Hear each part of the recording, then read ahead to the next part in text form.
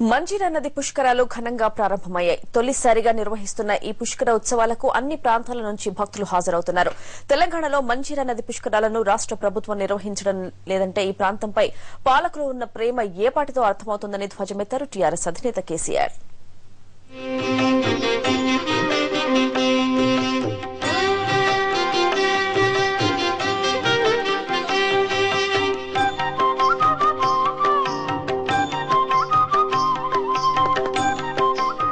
మెదక్ జిల్లాలో మంజీరా నది పుష్కరాలు ఘనంగా ప్రారంభమయ్యాయి.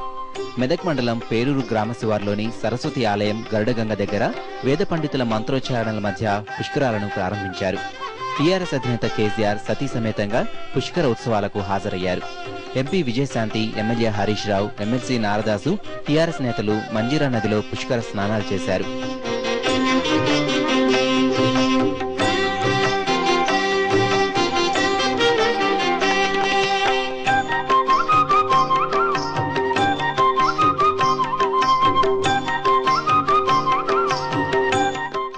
మెదక్ జిల్లా నుంచి మంచినీటిని హైదరాబాద్ కు తరలించుకుని తాగడం తెలుసు కానీ మంజీరా పుష్కరాలను ప్రభుత్వ పరంగా నిర్వహించాలని తెలియకపోవడం శోచనీయమన్నారు కేసీఆర్.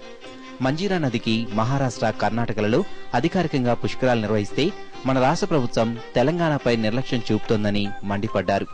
మంజీరా నది పుష్కరాలు వచ్చిన సందర్భంలో చాలా ఘనంగా కర్ణాటక ప్రభుత్వం, అదేవిధంగా మహారాష్ట్రలో కూడా చాలా పెద్ద ఎత్తున అక్కడ కూడా మంజీరా పుష్కరాలు చాలా ఘనంగా నిర్వహించి ఏర్పాటు చేయడం జరిగింది.